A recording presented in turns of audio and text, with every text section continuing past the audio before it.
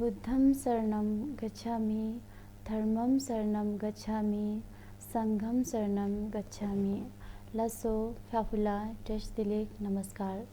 धर्म टेलिभिजनद्वारा प्रसारित कार्यक्रम धर्म संवादको प्रत्यक्ष प्रसारण हेरिरहनुभएका सम्पूर्ण आदरणीय दर्शक महानुभावहरूमा स्वागत छ।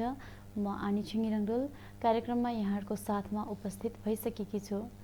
दर्शक महानुभावहरू, यो कार्यक्रम विशेष गरी बुद्ध धर्म, दर्शन, ध्यान, साधना, संस्कार, संस्कृति र परम्पराहरूबारे अमृत उपदेश र विविध धार्मिक तथा सांस्कृतिक विषयहरूमा जिज्ञासा, प्रश्नहरूको उत्तर एवं सन्देशमूलक कार्यक्रम हो।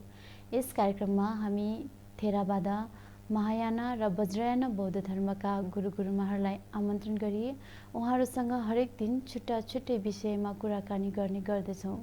यसै क्रममा आज हामीसँग हुनुहुन्छ आदरणीय श्रद्धाचार्य गुरुमा। उहाँलाई म यस कार्यक्रममा स्वागत गर्न चाहन्छु। गुरुमा नमस्कार। भवतु सब मङ्गलम। यहाँलाई कार्यक्रममा स्वागत छ। धन्यवाद। यसै क्रममा आज हामीसँग हुनुहुन्छ आदरणीय धर्मगुरु राजेन्द्रमान वज्राचार्य। उहाँलाई पनि म यस कार्यक्रममा स्वागत गर्न चाहन्छु। गुरुजी नमस्कार। नमस्कार। नमो रत्नत्रयाय। यहाँलाई यस कार्यक्रममा स्वागत छ। धन्यवाद छ। दर्शक महानुभावहरू, हिजो मात्रै हामीले आर्य अष्टाङ्गिक मार्गको 8वटा अङ्गमध्ये दोस्रो स्थानमा पर्छ जुन सम्यक सङ्कल्पको विषयमा कुराकानी गरेका थियौँ भने आजको हाम्रो विषय रहेको छ सम्यक वचन। यस कार्यक्रममा यहाँहरूले हरेक दिनको विषयमा रहेर यहाँहरूको मनमा कुनै पनि जिज्ञासाहरू छ भने अवश्य पनि हाम्रो स्टुडियोको नम्बर 0147275376 र हाम्रो धर्म टेलिभिजनको भाइबर नम्बर 9840413934 मा फोन गरेर आफ्नो प्रश्नहरू राख्न सक्नुहुनेछ भन्दै म आजको विषयतर्फ लाग्दै पहिलो प्रश्न राख्न चाहन्छु हाम्रो गुरुमालाई। हजुर गुरुमा, सम्यक वचन भनेको के हो र आर्य अष्टाङ्गिक मार्गमा सम्यक वचन कुन स्थानमा पर्छ बताइदिनुहोस् न। धन्यवाद। सम्यक वचन भन्नाले आर्य अष्टाङ्गिक मार्गको तहमा तेस्रो तहमा पुग्छ। सम्यक वचन अति महत्त्वपूर्ण शब्द हो जुन शब्दले हामीले आर्य अष्टाङ्गिक मार्गलाई चिन्न सकिन्छ। आर्य अष्टाङ्गिक मार्ग भन्ने नै चतुर सत्यबाट चिन्न सकिने हो। अनि आर्य अष्टाङ्गिक मार्गबाट हामीले सम्यक वचन चिन्न सक्छौँ। वचन भन्नाले शब्द, मौलिक शब्द, आर्य शब्द।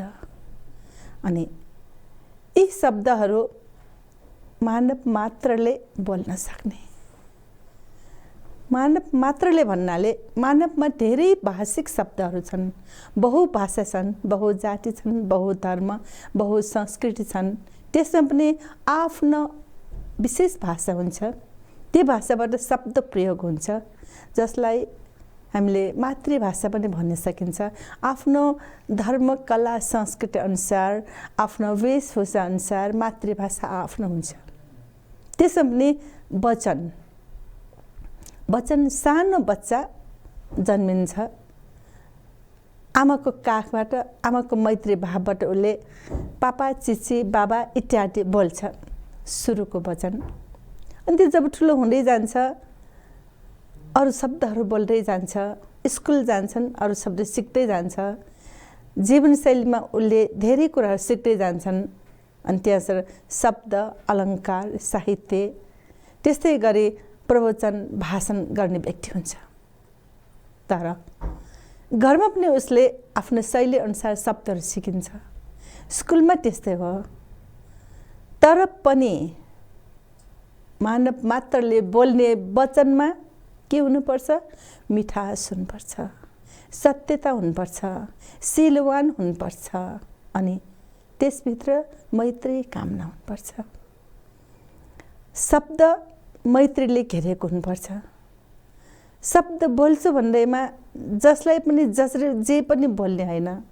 मान्छे भन्छन् मेरो मनमा त केही पापै छैन, धर्म नै छैन, म त मनमा जे छ त्यही बोलिदिन्छ भन्छन् चोखो हृदयले। तर त्यसलाई जे बोले पनि त्यसै भन्ने हो र? होइन। सत्य वचन अनुसार, सत्य वाचा अनुसार अनि मुख्यतया शीलभित्र हुनु पर्यो, जुन वचनमा मैत्री हुनु पर्यो, जुन वचनले सबैले लोकप्रिय हुनु पर्यो। अनि लोकप्रिय साट्ने उसले आफ्नो बोले अनुसार आफ्नो कर्म संस्कार पनि राम्रो हुँदै जानु पर्यो। होला उसको चित्तमा केही छ छैन अर्कै कुरो, तर चित्तबाट उत्पन्न हुने शब्द हो अनि मुखबाट आवाज सहित श्वास प्रश्वास सहित प्रकाशित हुने शब्द हो, निस्किने शब्द हो। त्यो शब्द जसले बोले तापनि मङ्गलकारीकै शब्द हुनुपर्छ, शीलवानकै हुनुपर्छ, कसैले भलो हुने हुनुपर्छ। जस्तै बहुजन हिताए बहुजन सुखाएकै हुनु राम्रो हो। यही अन्तर्गत नै हामीले भन्न सकिन्छ यो आर्य अष्टाङ्गिक मार्गभित्र तेस्रो तहमा परेको भएको एक महत्त्वपूर्ण सम्यक सङ्कल्पको हाम्रो जीवनमा धेरै महत्त्वपूर्ण भूमिका छ। धेरै धेरै धन्यवाद यहाँलाई। अर्को प्रश्न हाम्रो गुरुजीलाई राख्न चाहन्छु म। गुरुजी, सम्यक वचन भनेको के हो यसबारे हजुरले पनि जानकारी गराइदिनुहोस् न। सम्यक वचन आर्य अष्टाङ्गिक मार्गको 3 नम्बरमा परेको यो बाटो, जुन बाटो अति महत्त्वपूर्ण छ।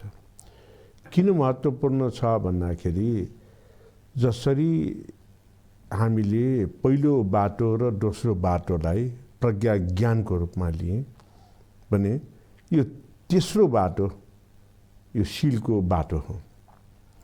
शीलको बाटो भन्ना साथै हामीले वचनबद्ध हुने। कस्तो वचनबद्ध हुने भन्दाखेरि सत्यताको मार्गमा जानको निमित्त वचनबद्ध हुने, सत्य बानी बोल्नको निमित्त वचनबद्ध हुने। अब सत्यको बाटो र सत्यको चाहिँ यो चाहिँ वचन बानी भन्ना साथै चाहिँ के भयो त भन्दाखेरि हामीले पञ्चशीलमा झुठो नबोल्ने अनि कसैलाई चाहिँ उस्काउने कुरा चाहिँ नगर्ने, यो नभएको कुराहरू गरेर अथवा चाहिँ नाना थरीका कुराहरू गरेर समय खेर नफाल्ने, यी सबै नै यो सम्यक वचनमा पर्दछ। एउटा कुरा हामीले जहाँतै पनि हेर्न सक्छौँ, भन्न सक्छौँ, शपथ ग्रहण लिने भनेर पनि भन्छ।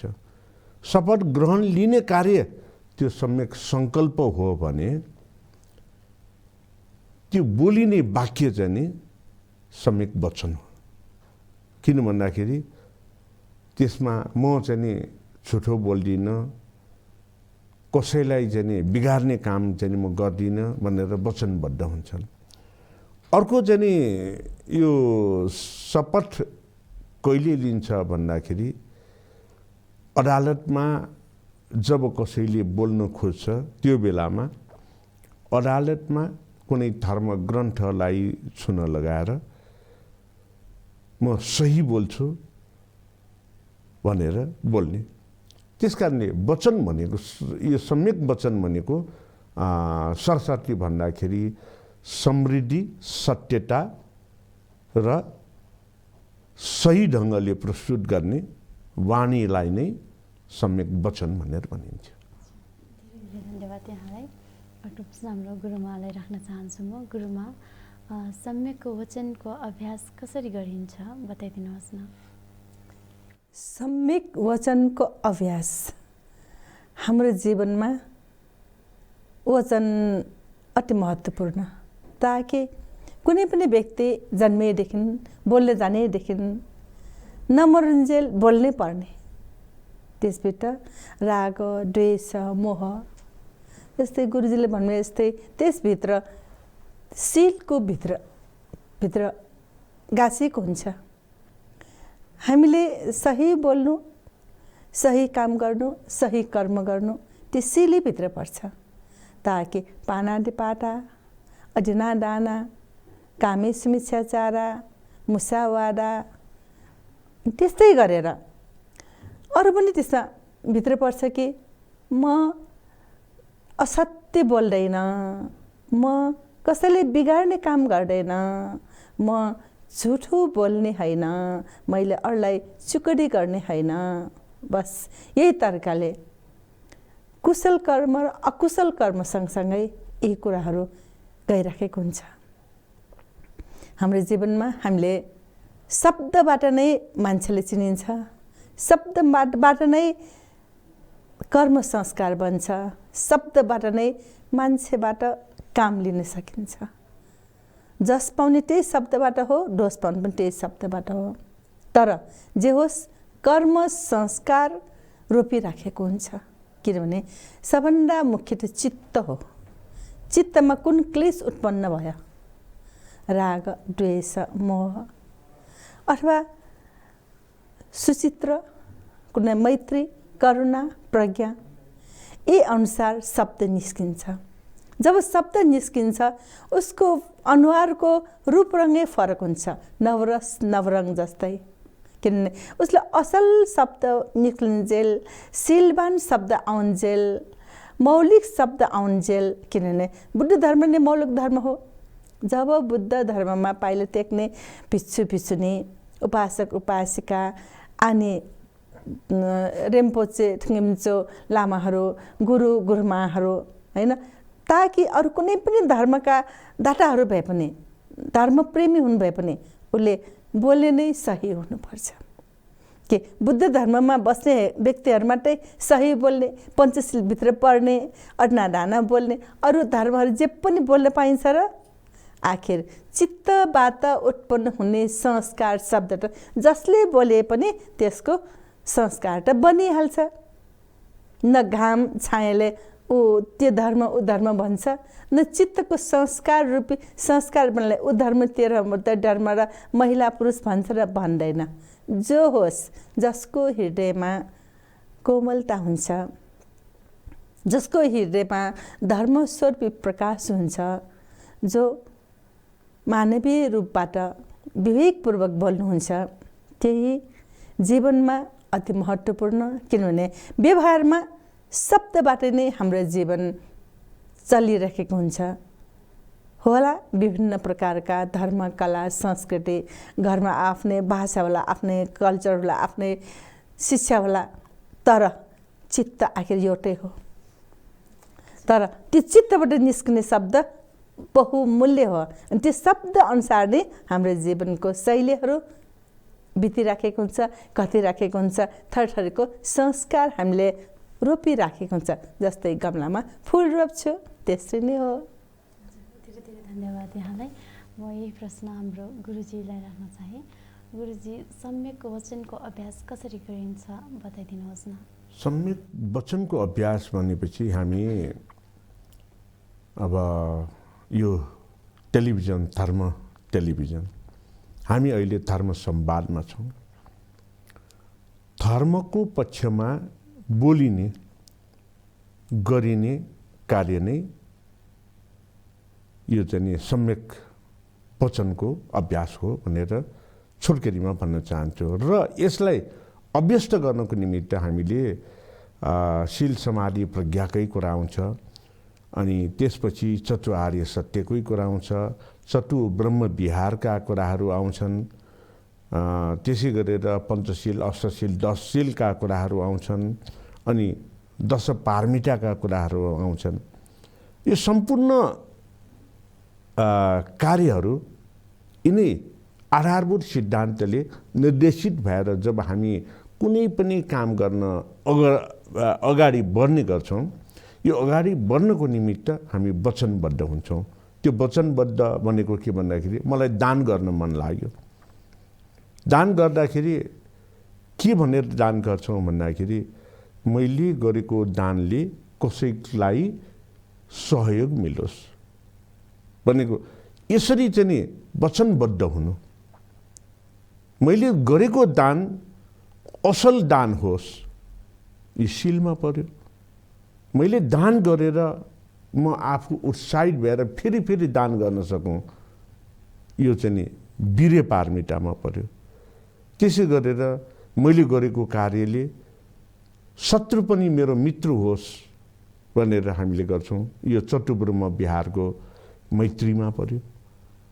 अनि कसैले दुःख पाइराखेको छ भने उसलाई त यस्तो दुःख परेछ, म गएर उसलाई चाहिँ नि मद्दत गर्छु भनेर जब उसले आफ्नो यो बोली चाहिँ नि प्रकट गर्छ, यो पनि सम्यक वचन नै भइहाल्यो। यसरी अभ्यस्त हुने कुरा नै सम्यक वचनका अभ्यासहरू हुन्। र यसलाई चाहिँ नि हामी अभ्यस्त हुने बेलामा बौद्ध स्तोत्र पाठ गरेर पनि चाहिँ हामी गर्छौँ। बौद्ध स्तोत्र पाठ गर्दाखेरि यो म झुठो चाहिँ मार्गमा लाग्दिनँ, म झुठो बोल्दिनँ, म सही बाटोमा लाग्छु भनेर यी स्तोत्रहरूको पाठ गर्नु, अनि कथा वाचन गरेर आफूले त्यो आफैले चाहिँ त्यो चाहिँ ज्ञान प्राप्त गर्नु र त्यो कथा वाचन मार्फत अरूलाई ज्ञान दिनु, यी सम्पूर्ण कार्यहरू नै सम्यक वचनका अभ्यासका पाइलाहरू हुन्। धन्यवाद यहाँलाई। अर्को प्रश्न हाम्रो गुरुमालाई राख्न चाहन्छु। गुरुमा, बौद्ध धर्ममा सम्यक वचनको महत्त्वलाई कसरी बुझिन्छ बताइदिनुहोस् न। बौद्ध धर्ममा सम्यक वचनको महत्त्वलाई कसरी बुझिन्छ भने तथागत सम्यक सम्बुद्धले, भगवान बुद्धले आफू बुद्ध भइसकेपछि 45 वर्षसम्म ठाउँ ठाउँ नगर नगर जहाँ तहीँ हामी जस्तो प्रत्येकजनको लागि आफ्नो प्रवचन दिनुभएको थियो सत्य वचनले। अनि 84,000 खण्ड धर्म प्रवचन थियो। त्यो पनि हामी जस्ताको लागि। त्यति मात्रै होइन, देव मनुष्य एच्छे गरुडहरूलाई सुत्ता, नागहरूलाई सुत्ता हो, केवल मनुष्यलाई मात्रै होइन। अनि त्यसपछि परित्राण पाठ, महापरित्राण, अभिधर्म जस्ता सत्य वचनहरू पनि यही हो। उहाँले भन्नुहुन्छ, तिमीहरूले मलाई सम्झने हो भने, यदि तिमीहरूले बुद्ध धर्ममै रहने हो भने, तिमीहरू प्रवचित भएर बस्ने हो भने, तिमीहरू उपासक उपासिकाहरू स्वरूप बस्ने हो भने बुद्ध धर्मलाई सत्य रूपमा अँगाल्नु, बस यही नै हाम्रो सबभन्दा ठुलो आधार हो। उहाँको सत्य वचन जुन कि 84,000 धर्मस्कन्ध अनि महापरित्राण, परित्राण र अभिधर्मका शब्दहरू नै हाम्रो सबभन्दा ठुलो कुरो हो थेरवाद बुद्ध धर्ममा। त्यसपछि सर्वप्रथम त उहाँले हामीलाई पञ्चशीलको आधारमा नै सत्य वचन बोल्ने सिकाइदिनु भयो। यो समाजमा हामीलाई ढाल्नु भयो ताकि भोलि पनि स्लिप खान सक्छ, भुल्न सक्छ। अनि त्यसैले नै पञ्चशील, कुनै पनि दशशील, पञ्चशील, आफूले लिनुपर्ने शीलहरू एकपटक लिएर 1 महिनासम्म लिन्न पर्ने होइन, दैनिक लिनुपर्छ।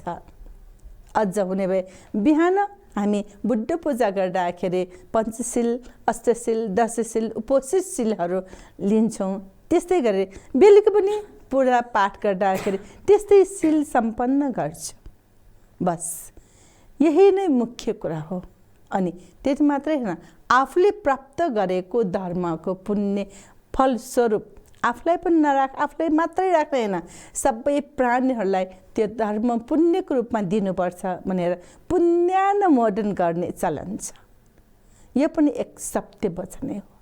त्यसैले भगवान् तथागतले हामी जस्तोलाई धेरै कुराहरू बाटो देखाउनु भएको छ ताकि यी कुराले गर्दा जो पीडित दुखीहरू छन् तिनीहरूलाई सफल होस्, राम्रो होस्, सहयोग होस् भनेर उहाँले आफ्नो जीवनभरि मेहनतको फल धर्म हामीलाई दिएर जानुभएको देखिन्छ। धेरै धेरै धन्यवाद यहाँलाई। म यही प्रश्न हाम्रो गुरुजीलाई नै जोड्न चाहेँ। सम्यक वचनलाई बौद्ध धर्ममा सम्यक वचनको महत्त्वबारे बताइदिनुहोस् न गुरुजी। सम्यक वचनको महत्त्व भनेपछि अब सत्य बोल्नु भनेपछि महत्त्व त त्यसै पनि दर्शियो। हामी झुठो नबोल्ने, सत्य वचन बोल्ने। भनेपछि सम्यक वचनको महत्त्व सबैभन्दा उत्कृष्ट महत्त्व यही नै भयो। त्यसपछि के भन्दाखेरि सत्य वचन के को लागि बोल्ने त भन्दाखेरि मानव र प्राणीहरूको समृद्धिको निमित्त, विकासको निमित्त र मुदिता भावको निमित्त बोल्ने। कसरी जाने भन्दाखेरि आफूलाई उपेक्षित गरेर अरूको हित र कल्याणको निमित्त बोल्ने भनेपछि यसको महत्त्व यो कारणले पनि हुन गयो। र सम्यक वचन भनेपछि वाणी। वाणी भनेपछि के भन्दाखेरि बुद्ध वचनहरू सबै, बुद्धका धर्मदेशनाहरू सबै यो सम्यक वचनभित्रै पर्छन्। भनेपछि गुरुमाले भनिहाल्नुभयो 84,000 धर्मस्कन्ध। भनेपछि यो धर्मस्कन्ध भनेको चाहिँ के भन्दाखेरि न्यायको सिद्धान्त।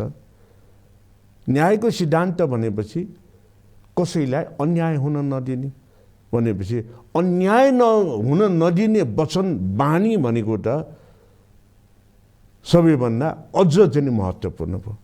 त्यस कारणले यसरी विविध पक्षबाट हामीले सम्यक वचन भनेको अति महत्त्वपूर्ण कुरा हो, जुन यो वर्तमान 21औं शताब्दीमा भन्ने हो भने देशको संविधान, ऐन कानुन, नियमहरू जसरी चाहिँ यो महत्त्वपूर्ण हुन्छ त्यसलाई पालना गर्नुको निमित्त गरिने शपथ ग्रहणहरू महत्त्वपूर्ण हुन्छन् भने जस्तै सम्यक वचन अति महत्त्वपूर्ण छ।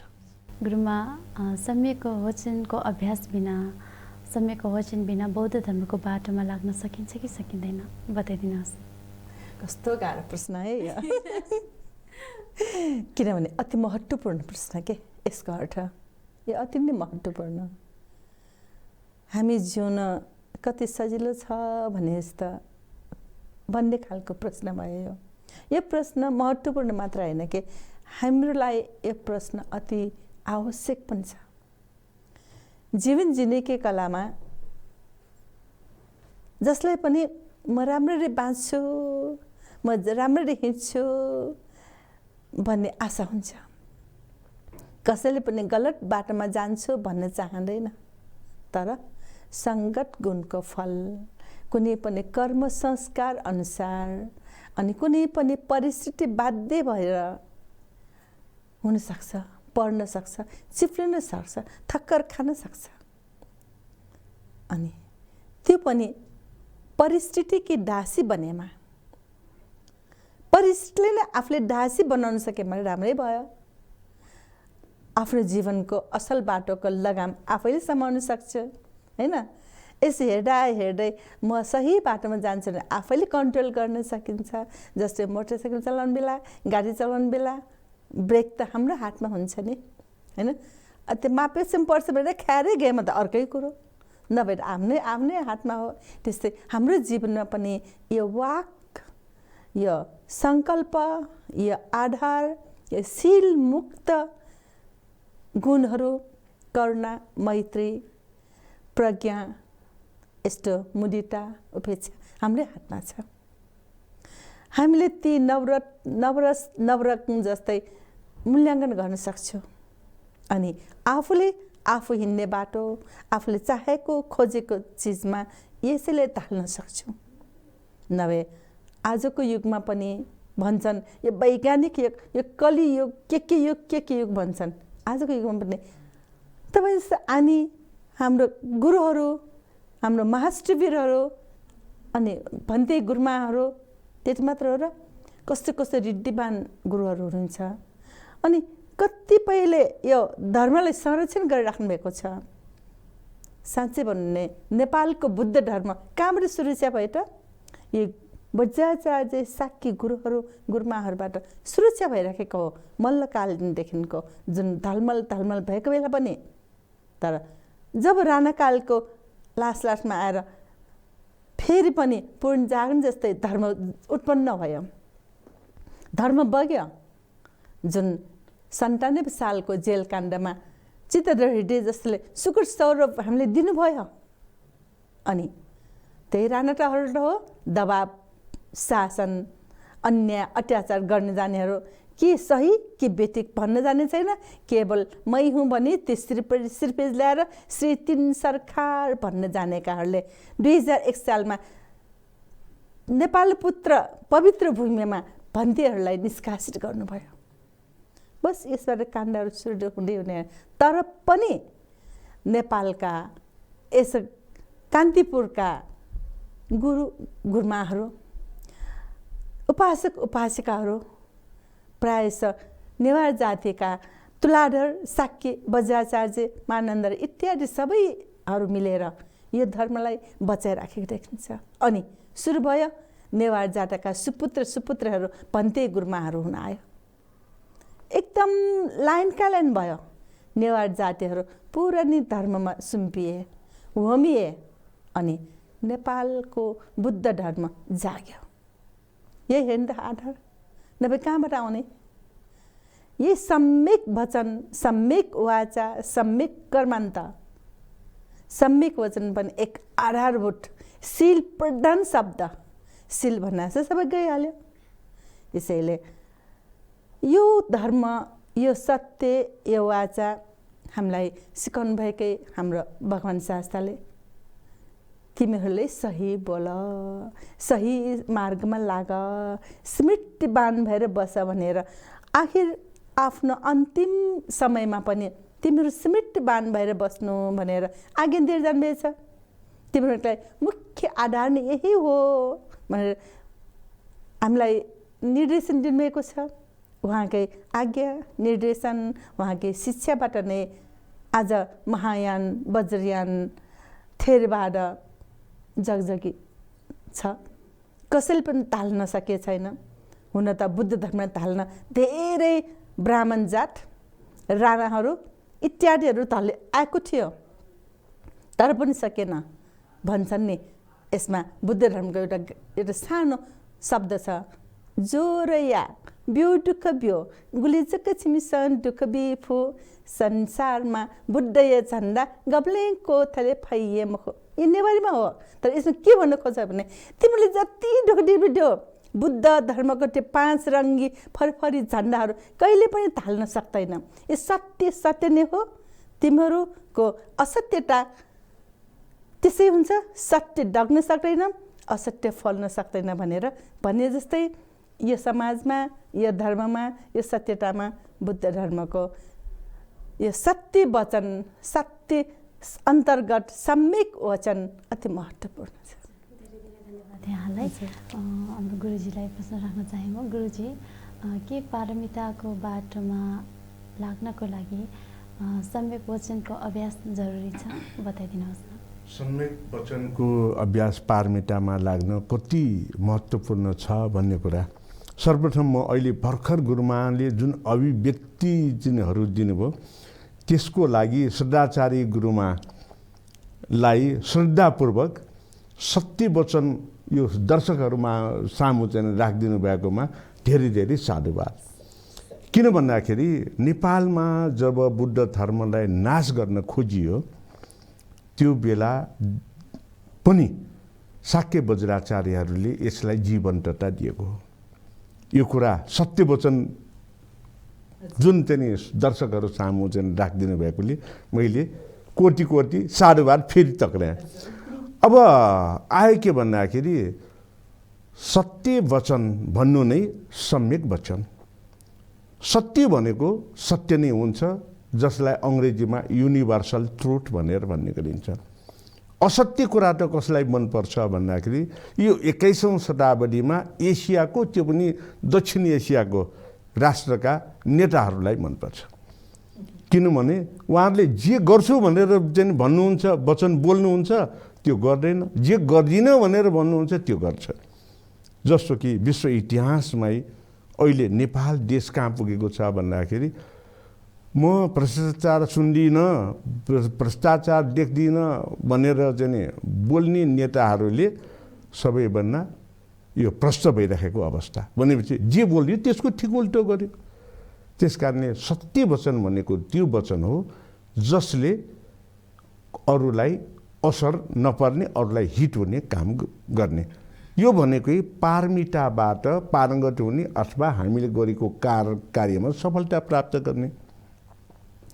अब अर्को पक्षमा अहिले पनि फेरि नेपालमा र नेपालका छिमेकी देशहरूमा कोभिड-19 को ठाउँमा अहिले कोभिड-21 जाने भन्नु पर्यो तेस्रो चरणको कोरोना भाइरस फैलिसकेको अवस्था। कोभिड-19 भनेर भनेको अवस्थामा के चाहिँ भनिएर हामीलाई सिकाइयो भन्दाखेरि हात मिची हात धुने साबुन पानीले। अब साबुन पानीले धुन नपाउने बेलामा हामीले केले हात धुने भन्दाखेरि हात सफा गर्ने भने स्यानिटाइजरले, ह्यान्ड स्यानिटाइजर। ह्यान्ड स्यानिटाइजरमा मोर देन 85% अल्कोहल हुनुपर्छ भनेर मेडिकल्ली प्रमाणित गरेर हामीलाई सिकाइयो।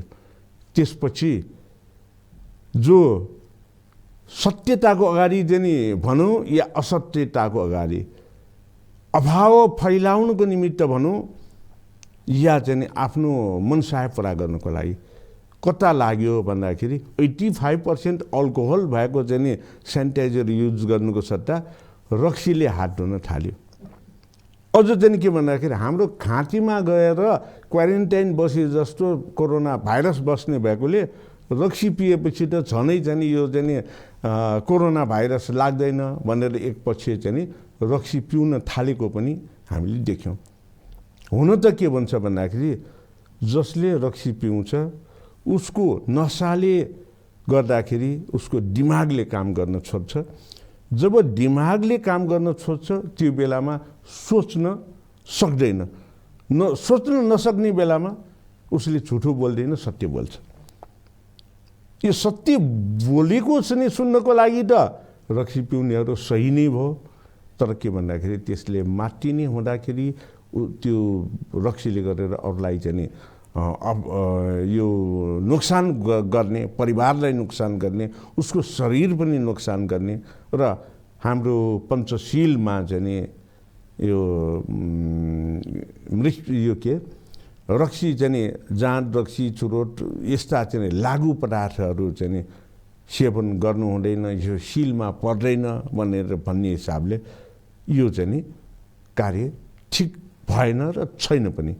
त्यस कारणले के भन्दाखेरि सम्यक वचन भनेको, सत्य वचन भनेको पारमिता अथवा कुनै पनि कार्य सफलताको निमित्त अति आवश्यक हुने गर्दछ। तर सत्य बोल्नुपर्ने, सेवाको लागि समर्पित हुनुपर्ने नेताहरू सबै सेवा होइन त्यसलाई व्यापारको रूपमा अगाडि बढाइराखेको छ। जुन कुरा यो आजभन्दा मलाई लाग्छ करिब 26-27 वर्ष अगाडि जर्मनको ह्यानोभरमा चाहिँ एउटा मेला भएको थियो। त्यो मेलामा नेपाल मण्डप पनि थियो। त्यो नेपाल मण्डपको गेटमा के लेखेर राखेको थियो भन्दाखेरि Nepal was civilized before America was discovered. Nepal त्यो बेला सभ्य भइसकेको देश हो जुन बेला अमेरिका भन्ने देशै पत्ता लागेको थिएन।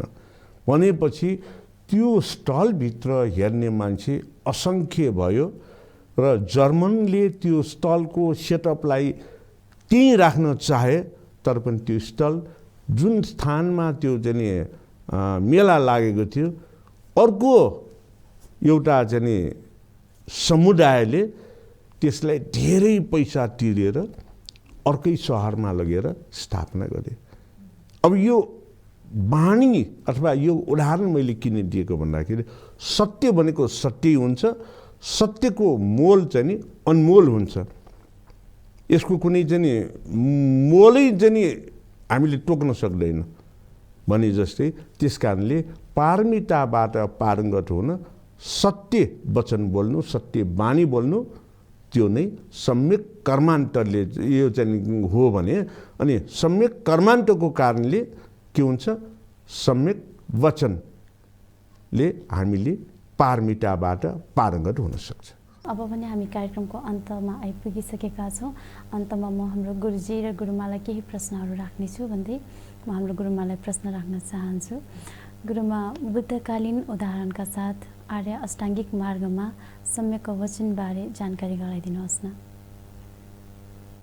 सम्यक वचन अन्तर्गत बुद्ध जीवनीमा धेरै घटनाहरू छन्, जुन अघि मैले भने 84,000 धर्मस्कन्ध, महापरित्राण, परित्राण, अभिधर्म जस्ता अति महत्त्वपूर्ण छ।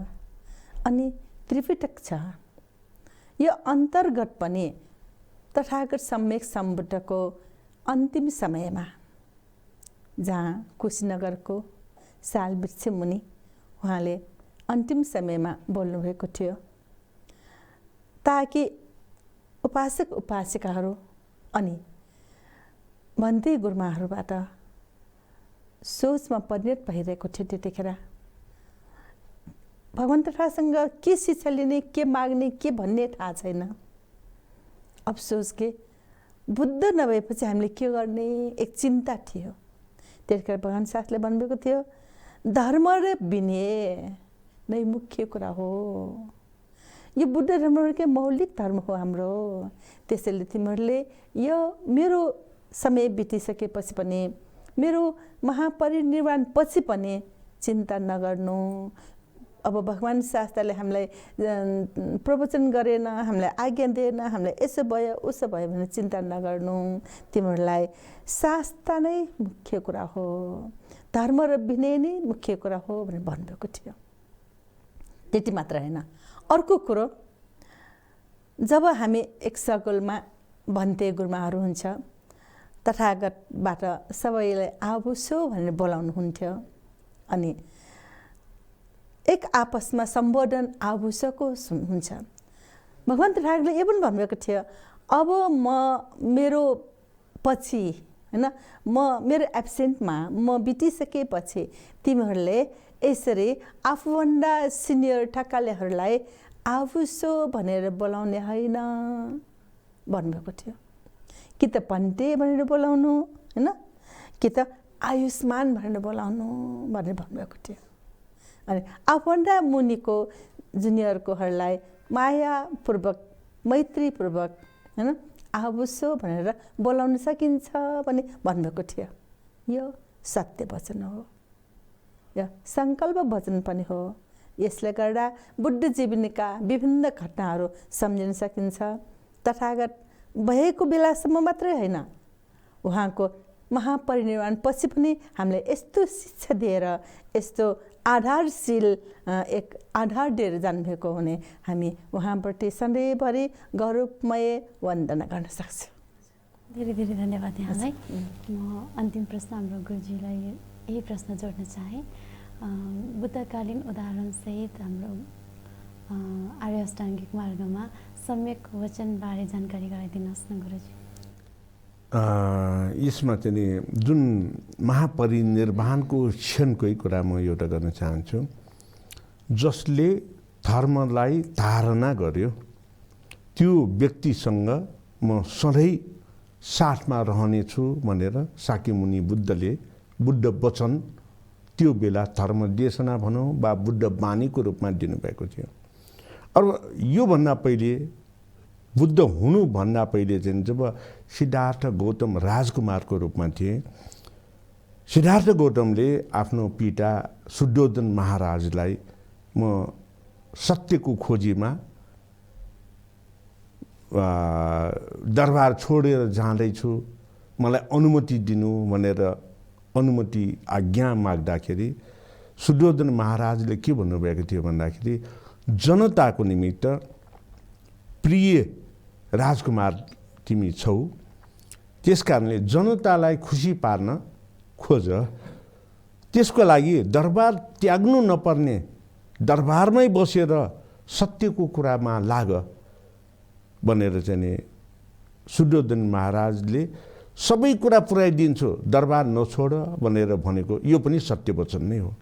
अनि यो समयमा शाक्यमुनि बुद्ध हुनुभन्दा पहिले सिद्धार्थ कुमारले जब आज्ञा माग्यो, राजाले आज्ञा दिएन दरबार छोड्ने, त्यो बेला त्यसो भए मलाई एउटा वचन दिनु भनेर भन्यो।